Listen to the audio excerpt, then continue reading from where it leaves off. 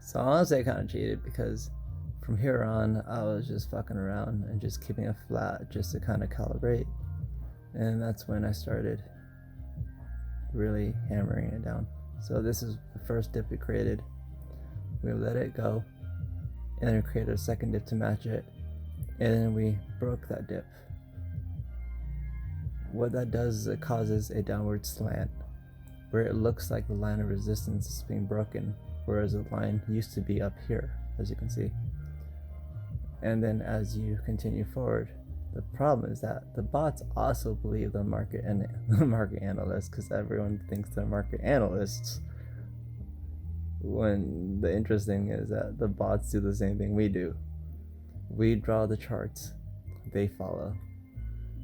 This subtle drop from this apparent resistance line that we orchestrated and then we drove through caused them to react accordingly.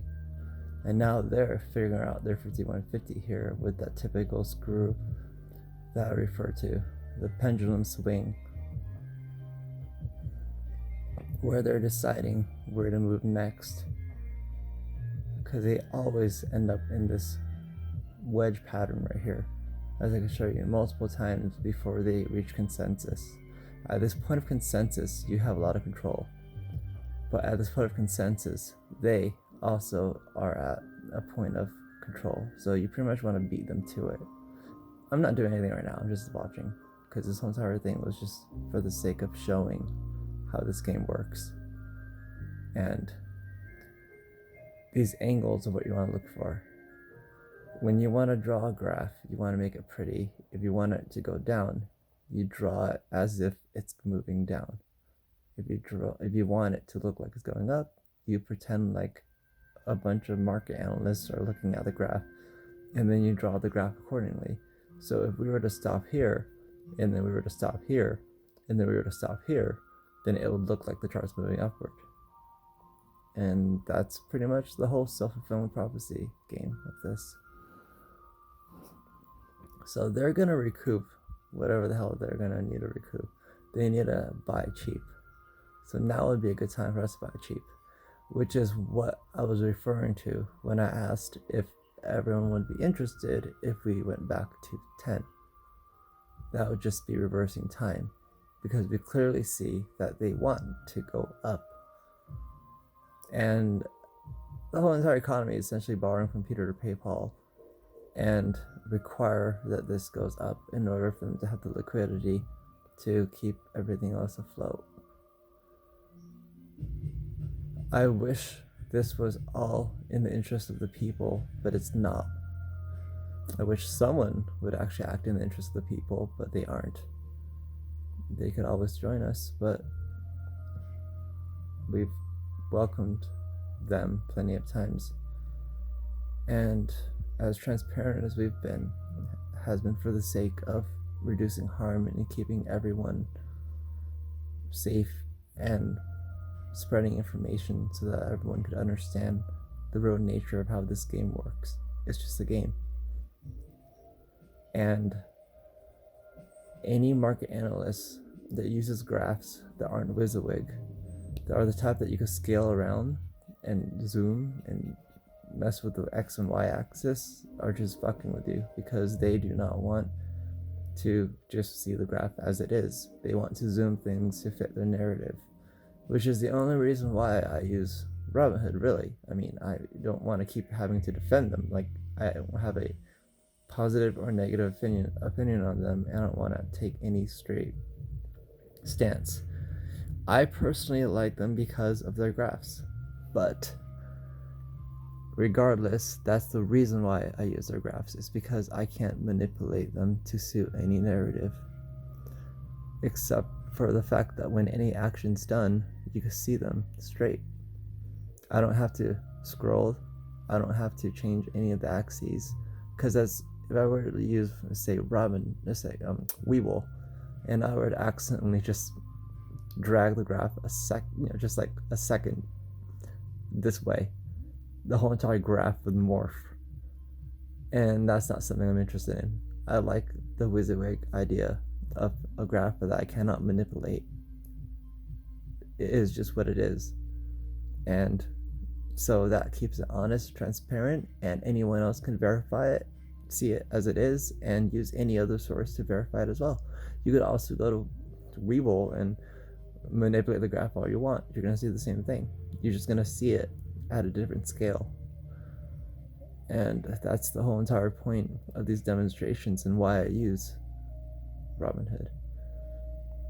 I will say that Robinhood is, out of all of them, just my personal judgment, the most honest. And there's a lot of shooting on the messenger happening here, where if a broker, for instance, happens to show you manipulation, they tend to be the ones that are held responsible for it, as if they are the ones that are doing it, like it's some kind of a closed system. But you have to realize that brokerages are not actually closed systems. They're just reporting flow data that is occurring across all markets, and all these markets, all these graphs sync up.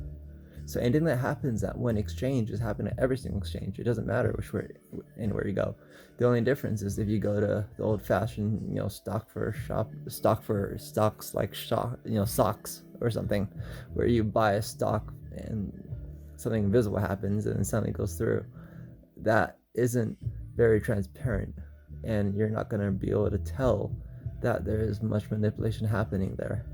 But something that Robinhood did was they made it very, very apparent by making it so that all graphs are very, very easy to read.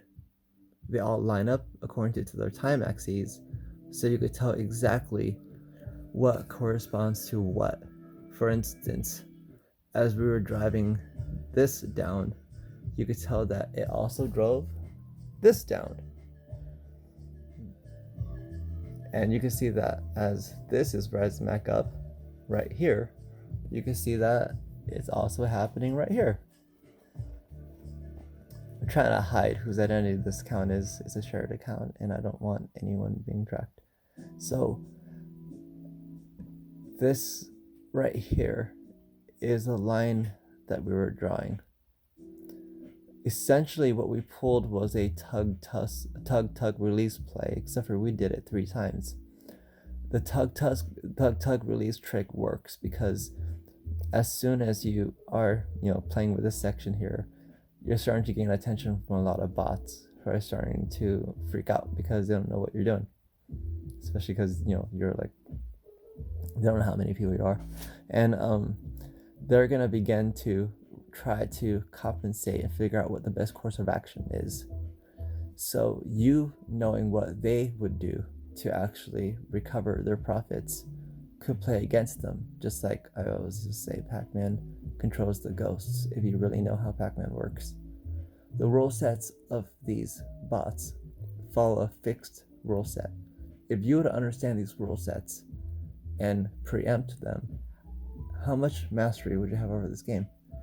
These bots all behave according to a strict set of rules. There are different bots, but they all still follow the same set of rules, just like there are 4 ghosts in Pac-Man. They all behave differently, not because they have AI or they're conscious, but they just simply follow 4 different sets of rules. You remember each of those 4 different rules, and then you juke Pac-Man accordingly, and you get all the different ghosts to meet you over at the power pellet, and then you gobble them down along with the cherry. That's the way this game is played. The bots will do what they can to recover profits, learn their rules, and you can manipulate them just as easy as the Pac-Man champ manipulates the ghosts. You don't control Pac-Man when you play Pac-Man. You just juke Pac-Man around in effort to get the ghosts to move where you want the ghosts to move, knowing that the direction that Pac-Man is facing is which way the ghost will turn whenever at an intersection.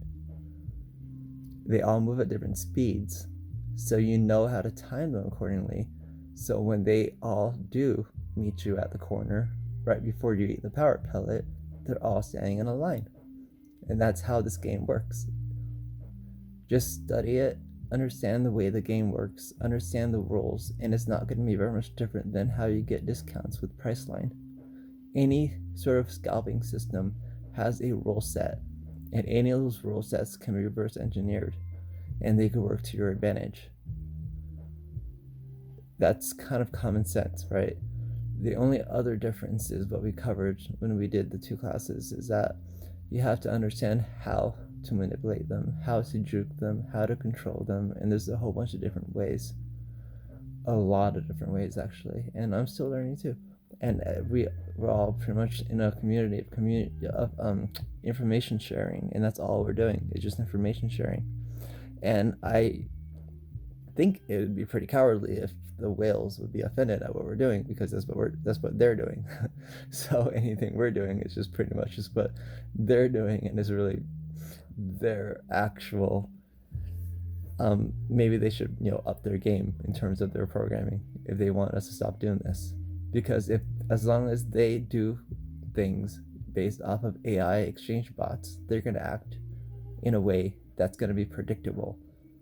And anything predictable has a rule set that could be hacked from the outside. So just pay attention, and the reason why it's called hacking is you do whatever hell it takes to get what you need to get done. And power to you, and power to the crowd.